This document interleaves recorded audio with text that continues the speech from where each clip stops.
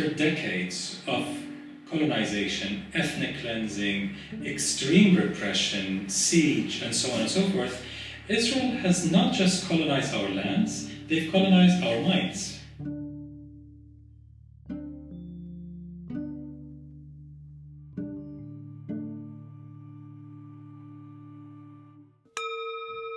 So when BDS came about in 2005, it was not just a culmination of decades of Palestinian popular resistance, it was a strong act of resistance in its own right, telling Israel that all those decades of oppression and trying to convince us that it's hopeless to resist and we should give up, all your efforts have failed.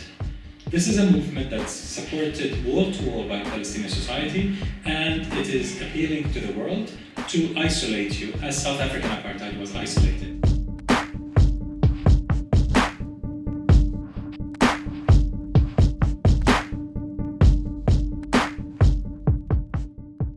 It calls for boycott, divestment, and sanctions against Israel as a regime of occupation, settler colonialism, and apartheid until basic Palestinian rights under international law are met. And these three basic rights are ending the occupation, ending the system of racial discrimination, and the right of return for Palestinian refugees. To achieve those, we've called for boycott, divestment, sanctions in all fields: academic, cultural, economic, military, and so on.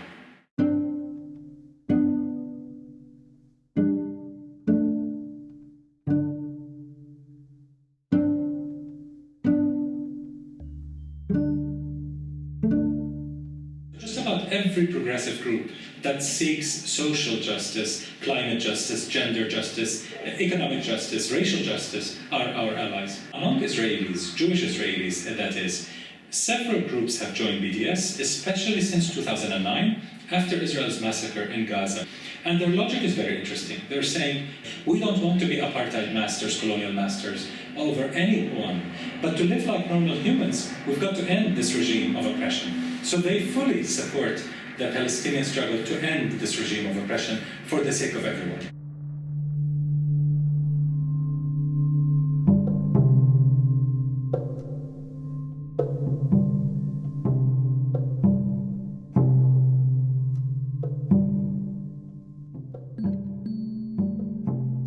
Israel's reaction to BDS is very much along the lines of Gandhi's famous statement. First, they ignore you, then they laugh at you, then they fight you, and then you win. We're in the then they fight you part.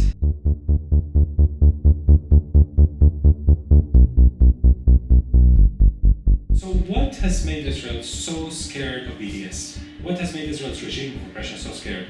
It's this economic impact that reached the level of affecting some economic indicators.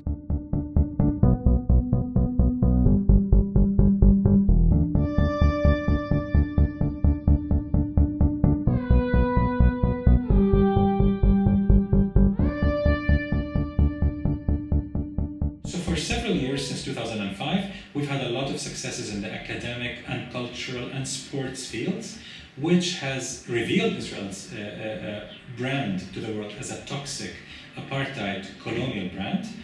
And Israel thought that this would never affect it because it's such a strong economy that's subsidized by the West, basically the US and Europe. But eventually, this academic and cultural success has led into the beginning of an economic success.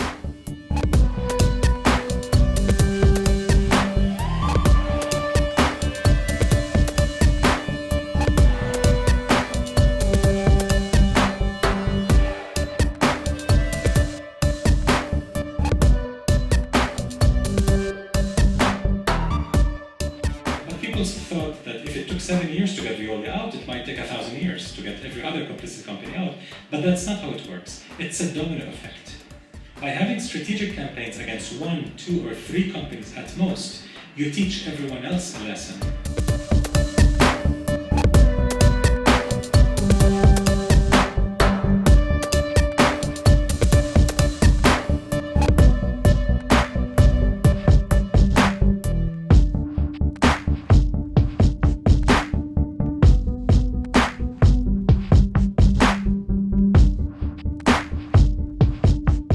Has become a serious investment consideration for those companies to pull out of Israel's illegal projects, because otherwise they might lose revenue.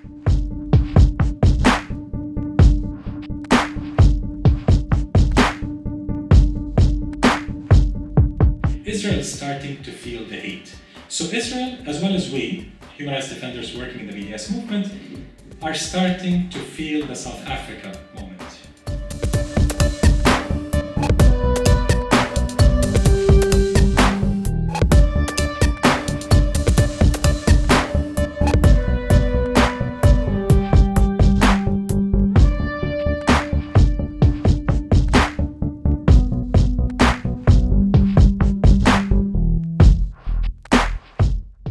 On the argument that some Israeli companies that were targeted by BDS have used, which is BDS might hurt Palestinians and so on and so forth. We don't need anyone in Europe to lecture us about our real interests.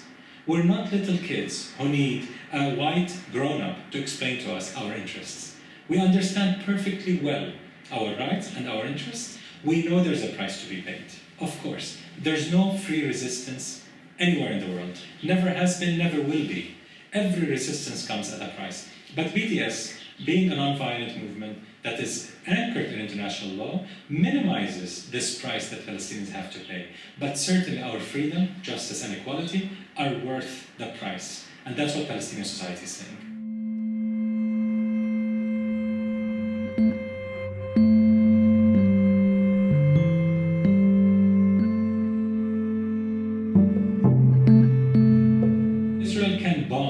But they cannot deal with the Presbyterian Church in the United States adopting divestment against Hewlett-Packard and other companies. They cannot deal with PGGM, the second largest Dutch pension fund, adopting divestment from Israeli banks. Indeed, they don't know how to deal with a non-violent type of resistance that's effective, that's strategic. It's a very new type of resistance, global resistance, a global intifada, if you will, against Israel's regime of oppression.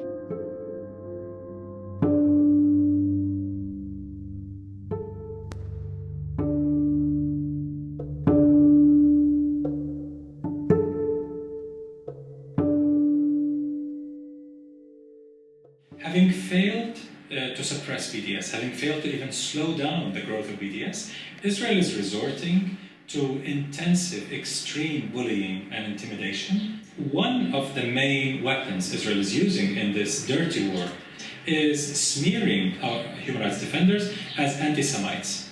And Israel thinks this is its most powerful weapon. But the most important point is that it's really not working, this smear at the grassroots level. Where it's working is with governments, with parliaments, this smear, because politicians, being extremely sensitive to Israeli pressures, are very sensitive to this accusation, and they freeze their rational functions, and they start reacting like in a knee-jerk type of reaction. Another point that Israel has used is that BDS, seeking end of occupation, end of apartheid, and the right of return, its real aim is the destruction of Israel. It wants to destroy Israel. So our main point is that if freedom, justice, and equality would destroy Israel, what does that say about Israel? Israel is effectively telling the world our very existence is premised on, is conditioned upon maintaining a system of apartheid and colonial rule.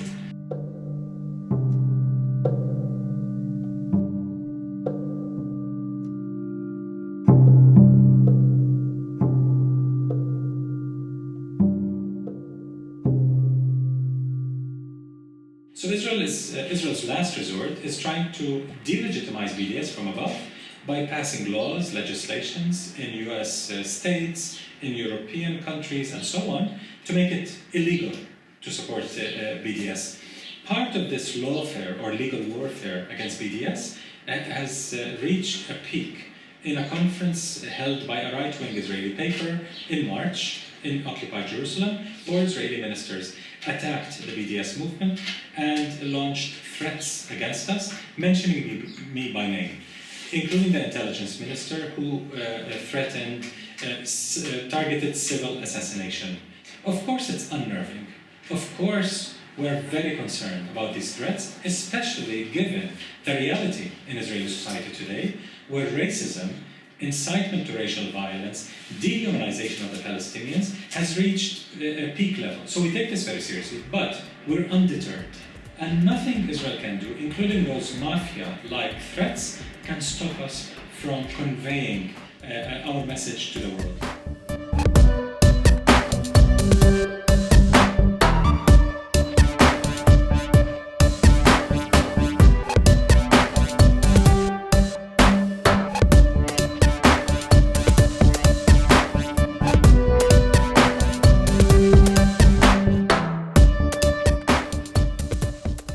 We knew we were onto something that's effective and strategic, but we had no idea that in 10 years we'll be here, where Israeli government ministers meet up in Jerusalem to develop plans spending hundreds of millions of dollars and calling us all kinds of names and trying to fight us everywhere in the world. Of course, when we talk about the successes, it's not one group, it's the global BDS movement, our partners everywhere, in South Africa, Brazil, the US, the UK, Norway, the Netherlands, Italy, France, Korea, Japan, India, and so on and so forth. It's truly a global community of activists and groups that have contributed to this amazing success. In the UK, there's a very solid base to launch very effective BDS campaigns. And of course, Palestine Solidarity in the UK has been quite advanced in comparison to the rest of Europe and quite advanced in comparison to a lot of the world. And PSC has certainly played a key role in this atmosphere. I don't think there are many countries like the UK where most of the largest unions support Palestine Solidarity, which is amazing. I mean, that's a huge asset that we have in the UK. The challenge now is to translate this potential for support into actual campaigning that lead to a military embargo, stop arming Israel, that lead to effective campaigning against Hewlett-Packard, HP, or G4S, that lead to pressure on the British government to recognize our right to do BDS and to ban products from companies that operate illegally in Israel's occupied territories.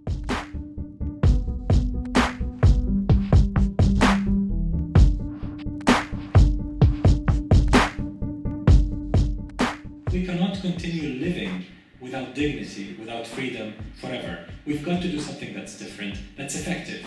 It's not just enough to vent out your anger, you've got to achieve your rights. So that took a lot of self-restraint and a lot of moral consistency to build this movement as a movement built on rights and built on goals and achieving those goals, not just feeling good about yourself that you've done something.